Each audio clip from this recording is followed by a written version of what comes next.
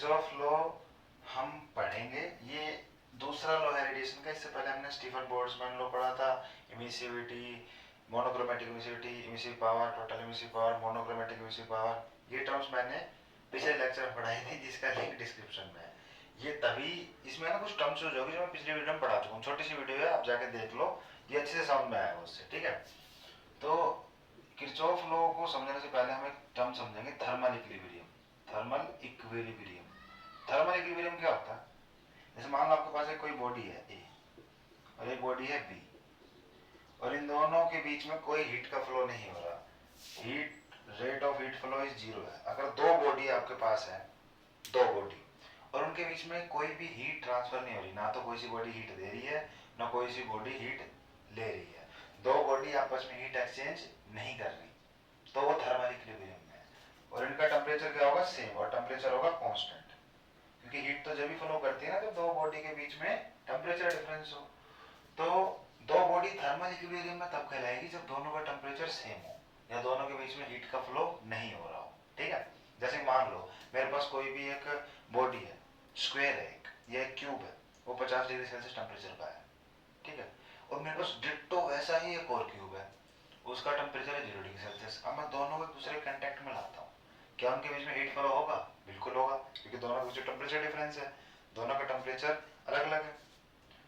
लेकिन जब दोनों के बीच में हीट फ्लो होगा होगा होगा और होते होते 0 डिग्री सेल्सियस टेम्परेचर बढ़ने लगेगा, 50 डिग्री सेल्सियस टेम्परेचर घटने लगेगा।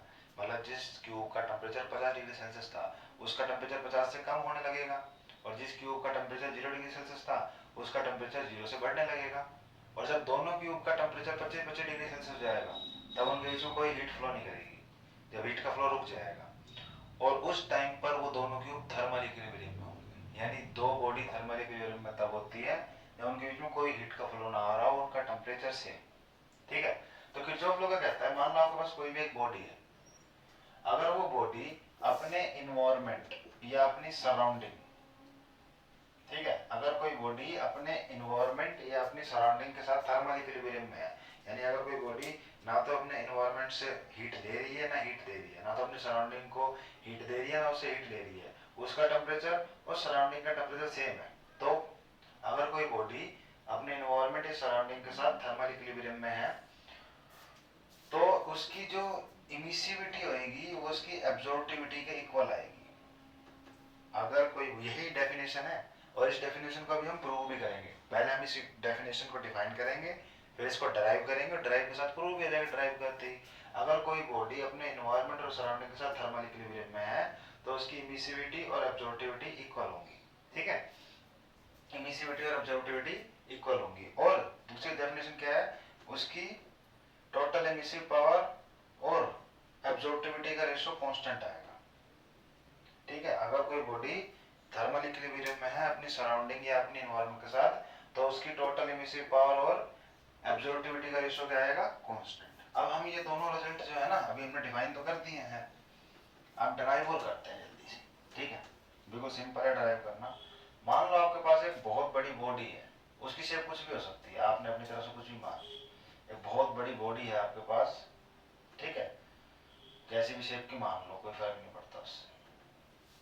बहुत बड़ी बॉडी है, रेडिएटिंग बॉडी, जो रेडिएशन एनर्जी इमिट और अब्जॉर्ब कर सकती है, उसका सरफेस एरिया कैपिटल है, और इस बॉडी के ऊपर एक छोटा सा एरिया है, ये छोटा सा एरिया है जिसका एरिया है A1, एक छोटा सा सरफेस है जिसका एरिया है A1। एक बहुत बड़ी बॉडी थी, उसका एरिया था A1, और एक उसी बॉडी पे एक छोटा सा सरफेस लिया जिसका एरिया है A1। ठीक है, ए एरिया और ये A1 एरिया। अब मैंने कहा EB एक टर्म है, ये क्या है? Energy falls on unit surface, on unit surface area, unit surface area. मतलब क्या है इसका? मतलब इसके, मान लो इस पूरे का एरिया है 100 मीटर स्क्वायर, इस पूरे सरफेस का एरिया है पूरे का 100 मीटर स्क्वायर, यानी कैपिटल ए की वैल्यू है 100 मीटर स्क्वायर। तो इसके 1 मीटर स्क्वायर एरिया पर जो एनर्जी आकर गिर रही है ना वो EB है। The energy which is falling on the unit area of this surface, 1 meter square area या 1 सेंटीमीटर स्क्वायर एरिया या 1 फुट स्क्वायर एरिया या 1 यूनिट स्क्वायर एरिया, मतलब एक एक छोटे से एरिया पर, 1 मीटर स्क्वायर एरिया पर जो एनर्जी आकर गिर रही है इस सरफेस की, वो है ईबी। और मान लो कि ये जो सरफेस है ना A1, ये इस एनर्जी का α1 फ्रैक्शन एब्जॉर्ब कर रहा है।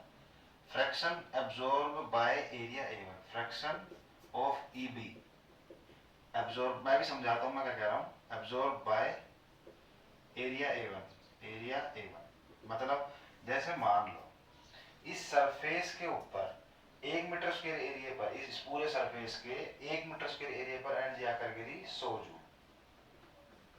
कितनी एनर्जी आकर गिरी, मतलब ईबी कितना था, 100 जूल। एक बहुत बड़े सरफेस के 1 यूनिट स्क्वायर एरिया, या वो 1 मीटर स्क्वायर हो चाहे 1 सेंटीमीटर स्क्वायर या 1 फुट स्क्वायर, उस पर एनर्जी कितनी आकर गिरी, 100 जूल।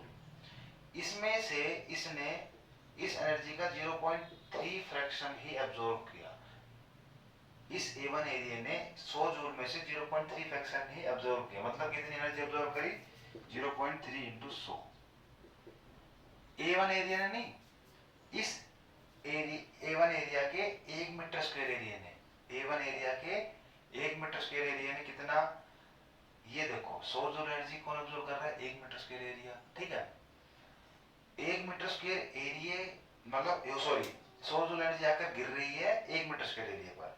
100 जूल एनर्जी आकर किस पर गिर रही है, ध्यान से दोबारा समझो, मैं कह रहा हूँ 100 जूल एनर्जी आकर 1 मीटर स्क्वायर एरिया पर गिरी, 100 जूल एनर्जी आकर 1 मीटर स्क्वायर एरिया पर गिरी, लेकिन लेकिन लेकिन लेकिन वो क्या कहता है, वो कह देता है, वो कहता ही रहता है कि उसमें से 1 मीटर स्क्वायर एरिया ने सिर्फ 0.3 फ्रैक्शन ही एब्जॉर्ब किया, A1 एरिया ने नहीं, A1 एरिया के भी 1 मीटर स्क्वायर एरिया ने 0.3 फ्रैक्शन, या इस पूरे सरफेस के 1 मीटर स्क्वायर एरिया ने उस पर आकर तो 100 जूल गिरी, लेकिन उसमें से 0.3 फ्रैक्शन ही उसने एब्जॉर्ब की। मतलब कितनी एनर्जी एब्जॉर्ब करी, 0.3 इंटू 100 यानी कितना आ जाएगा, 30। यानी उसने 1 मीटर स्क्वायर एरिया ने कितनी एनर्जी एब्जॉर्ब कर ली, 30 जूल। तो A1 एरिया कितनी एब्जॉर्ब करेगा, देखो 1 मीटर स्क्वायर एरिया एब्जॉर्ब कर रहा है 30 जूल, तो A1 एरिया कितनी एब्जॉर्ब करेगा, 30 जूल इंटू में A1 की वैल्यू कुछ हो सकती है 50 60, जो भी आप लिखना चाहो आप लिख दो। तो ये कंसेप्ट है, मैं इसी को है ना फॉर्मूले की फॉर्म में लिखता हूँ, मतलब इसको मैं सिंबल्स की फॉर्म में लिखूंगा, इसी बात को जो मैंने बोली है, और बस उसी से मैं अपना रिजल्ट निकाल लूंगा। ठीक है, मैं ये कह रहा हूँ कि मेरे पास टोटल एनर्जी आकर गिरी 1 यूनिट एरिया पर ईबी, इसमें से α1 फ्रैक्शन एब्जॉर्ब किया 1 मीटर स्क्वायर एरिया ने, तो एनर्जी कितनी एब्जॉर्ब करी, energy absorb by 1 meter square area, energy ये फॉल है जो आकर गिरी है, और ये एब्जॉर्ब है जो 1 मीटर स्क्वायर एरिया ने की है, energy absorb by 1 meter square या 1 यूनिट एरिया, कितना आएगा, EB इंटू α1, EB इंटू α1, ठीक है। उसके बाद इतना α1 इंटू EB ये एब्जॉर्ब कर लिया है, ठीक है।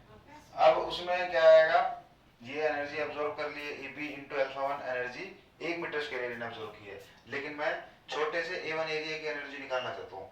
1 मीटर स्क्वायर इतनी एनर्जी एब्जॉर्ब करता है, तो A1 मीटर स्क्वायर कितनी एनर्जी एब्जॉर्ब करेगा, EB α1 इंटू A1, तो ये एनर्जी एब्जॉर्ब आ गई। मान लो जो एनर्जी इमिट की जा रही है, जो इमिसिव पावर है सरफेस की, जो एनर्जी इमिट करे जा रहा है, 1 मीटर स्क्वायर एरिया कितनी एनर्जी इमिट करता है, E एनर्जी इमिट करता है।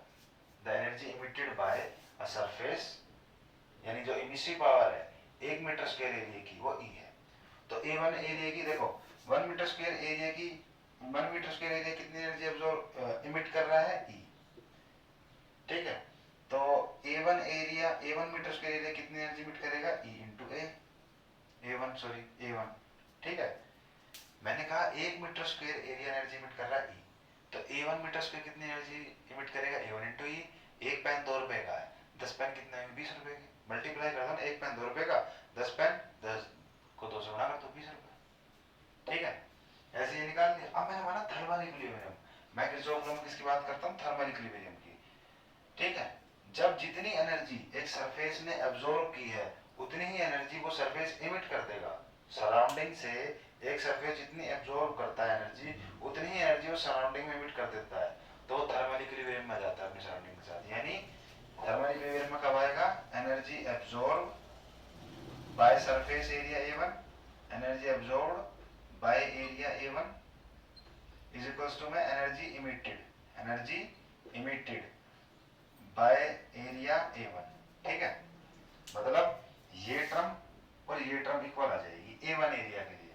ठीक है, तो बस मैं लिख देता हूं अब यही बातें ऊपर, क्या कि EB alpha 1 A1 is equals to में E और A1 से A1 कैंसिल, EB किसके इक्वल आ गया, E by alpha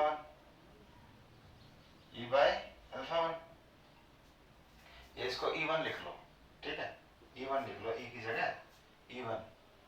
E1 by alpha 1, EB की इक्वल आ गया। मान लो ऐसे ही कोई सरफेस A2 होता जिसका एरिया A2 होता तो उसके लिए क्या आता, उसके लिए हम पहले ये लिखते, ये कैसे लिखते, EB into alpha 2 into A2, और ये कैसे लिखते, E2 इंटू A2, और फिर थर्मल इक्विलिब्रियम में आता तो क्या लिखते, E2 into A2 is equals to में EB अल्फा 2 A2, A2 से A2 कैंसिल होता, E2 अल्फा 2 नीचे आ जाता, EB, यानी ये भी EB के इक्वल है और ये भी EB के इक्वल है, तो ये दोनों भी इक्वल आएंगे। यानी E1 upon alpha 1 is equals to में E1 upon alpha 1 is equals to में E2 अपॉन अल्फा 2, है ना। ऐसे ही तीसरा सरफेस होता तो E3 अपॉन में अल्फा 3, ऐसे ही चौथा तो E4 अपॉन में अल्फा 4, यानी ये सारे क्या आएंगे, इक्वल। यानी मैंने क्या कहा, मतलब ये कांस्टेंट आ रहा है, E अपॉन अल्फा एक जनरल सरफेस के लिए कांस्टेंट आ रहा है ना, ये सारे इक्वल आ रहे हैं, इसका मतलब क्या है, इसका मतलब है E upon alpha is constant. जो मैंने कहा था वो प्रूव हो गया। क्या, the ratio of the total emissive power to the absorbivity of a surface when it is thermal equilibrium with its surrounding, जब एक सरफेस अपनी सराउंडिंग या एनवायरनमेंट के साथ थर्मल इक्विलिब्रियम में होगा तो उसकी इमिसिव पावर और एब्जॉर्बिविटी का रेशियो कांस्टेंट आएगा एट कांस्टेंट टेंपरेचर, जब टेंपरेचर कांस्टेंट हो। और दूसरी टर्म जो गई थी वो भी निकाल देता हूं अभी। दूसरी टर्म मैंने क्या कही थी, मैंने कहा था इमिसिविटी जो होगी वो किसके इक्वल आएगी, इमिसिविटी एब्जॉर्बिविटी के इक्वल आएगी। तो इमिसिविटी की डेफिनेशन क्या होती है, इमिसिविटी की डेफिनेशन होती है E अपॉन में EB, और ये किसके इक्वल आ रहा था, E1 बाय अल्फा 1 या E अपॉन अल्फा EB के इक्वल आ रहा था ना भाई, E1 अपॉन अल्फा 1 इक्वल है, E2 अपॉन अल्फा 2 इक्वल है।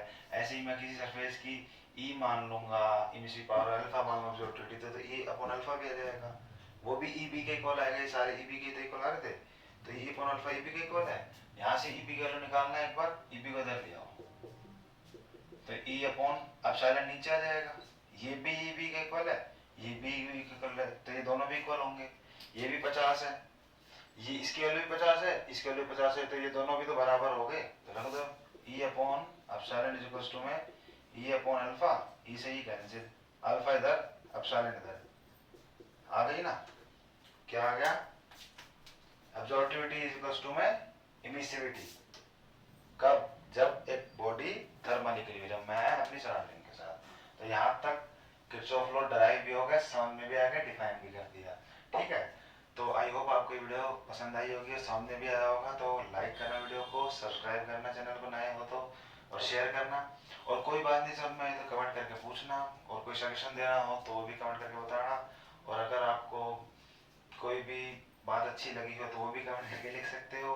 किसी नए टॉपिक पे वीडियो बनानी हो तो वो भी मेरे को कमेंट करके बताना।